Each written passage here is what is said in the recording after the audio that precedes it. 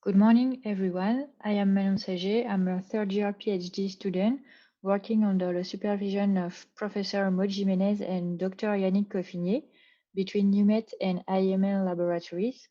Today, I will present you our work on stainless steel surface modifications to limit dairy fouling adhesion.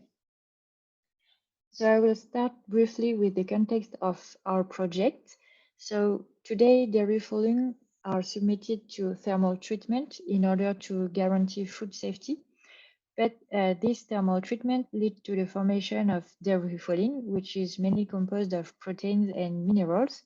And this fouling leads to the increase of contamination risks, to the increase of cleaning cost and chemical waste. And fouling is responsible of 80% of production cost. So food company needs to find a solution to limit dairy fouling. So how forms fouling? So in the milk, there are thermosensitive components like protein and calcium. And during a pasteurization process, the temperature increases, leading to the protein denaturation, protein aggregation between each other, and protein aggregation around calcium particles. But calcium and protein are not the only influence factors. There are also process parameters like the flux, the temperature, and there are also the surface properties such as the surface energy and the morphology. And this is on these properties that we will act on in order to develop coatings. And these coatings have to be stable at high temperature, durable, and food compatible. So my PhD is a part of a multi-collaborative project. And in this project, we tend to elaborate surfaces and material to limit dairy fouling. So we work on different approaches. We develop coatings. We work on carbon-based material to replace stainless steel. And we investigate a biomimetic approach to develop slippery surfaces. We also work on the environmental impact of our pasteurization process through life cycle assessment.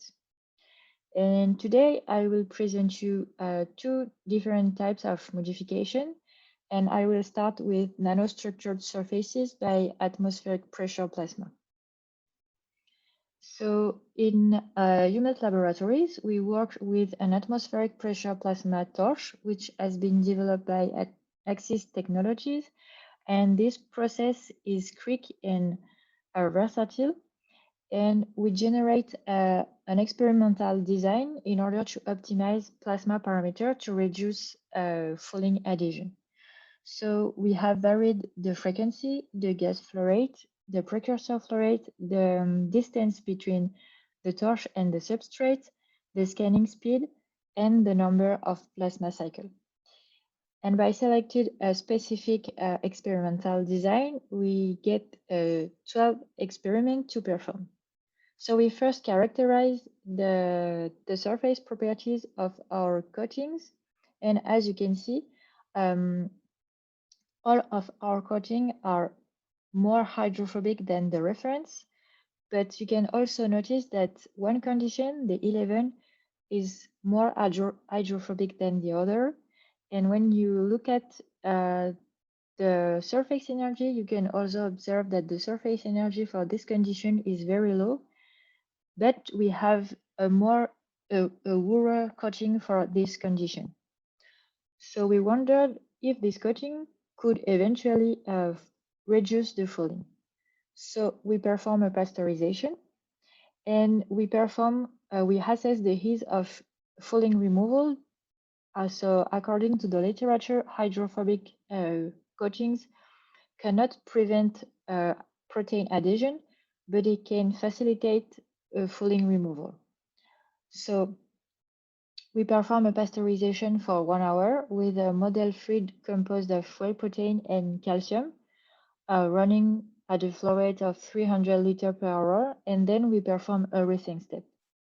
So we get these results. So we weigh our sample and we compare them to bare stainless steel. And the blue column corresponds to the first use, the green column corresponds to the second use, and the red column corresponds to the third use. So if you observe the results obtained for the condition 11. The condition 11 is efficient for only one use compared to the condition 3, which is efficient for at least 2 use. So we characterize more specifically the condition 11 and the condition 3 in order to see why this condition is more efficient than the condition 11. So we perform a surface chemistry analysis by FTIR, and as you can see, we have globally same peaks for both of these coatings. But you can also notice that that peaks at 1090 and 1060 have a different shape. And you can also notice that the peak at 1270 has disappeared for condition 11. So the two differences in for these two conditions could maybe explain a modification of the polymer structure and maybe impact the fouling reduction. So we have to perform complementary analysis to confirm this hypothesis. We also perform surface morphology analysis with scanning electronic microscopy. And as you can see, the condition number 3 is really smoother than the condition 11. And this could explain why the condition number 3 is more efficient than the condition 11. It is possible that the protein and calcium remain stuck between the nanoparticles on the condition 11. So we can conclude that the morphology strongly impact the fouling reduction. And then we wanted to know what are the most important parameter plasma. So for knowing the most influent parameter plasma, we used the software, the same software that has been used for the experimental design. And we set the targeted response as fouling rate. And the software gives us a list of coefficients, and each coefficient corresponds to each plasma parameter. So in our case, we want to reduce the fouling adhesion. So for example, for the gas flow rate, as the coefficient is positive, we need to set the gas flow rate at the lowest value. And you can also see that the gas flow rate and the distance has the highest coefficient in absolute value. So these two coefficients could be the most influenced parameter. So in order to validate this hypothesis, we perform a prediction for minimizing fouling deposits, and we set all the other parameters as the function of the sign of the coefficient, and we plot the gas flow rate at as the function of the distance. And when you set the gas flow rate at the minimum value, so 40 liters per minute, and the distance at the maximum value, you minimize the fouling deposits. So then we perform an optimization with the software, and we get this combination of plasma parameter. And we compare this combination to our to our condition number 3. And you can observe that this condition is really consistent with the optimization, except for the speed and the cycle. We also compare the condition 11 to the optimization, but in this case, you can see that the distance and the frequency are the distance, the frequency, the speed, and the cycle are not consistent with the optimization. So this could also explain why the condition number 3 is more efficient than the condition 11. Moreover, in order to influence the impact of scanning speed and the cycle, we need to perform more experiments. So to conclude, we obtain good fouling release performances for condition number 3, it could be possible that both surface chemistry and morphology impact the fouling reduction. And we also noticed that the condition number 3 is really consistent with the optimization that we obtain with the software.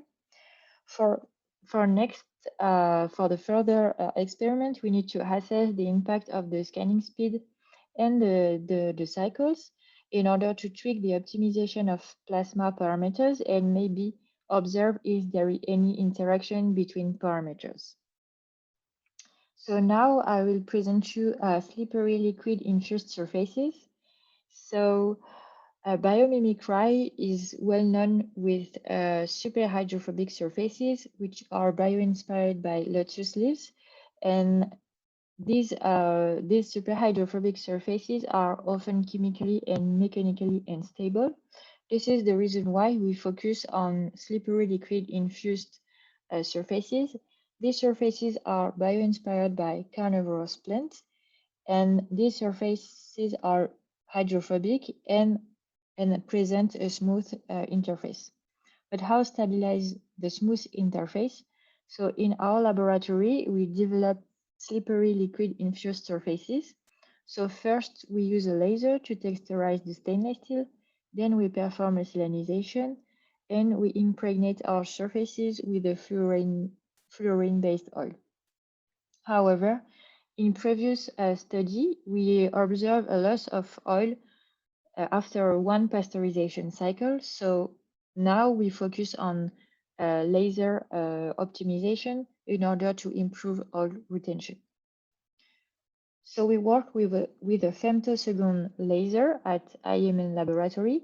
We work on different parameters that I will explain later in order to get a quick and repeatable process and homogeneous texture surfaces.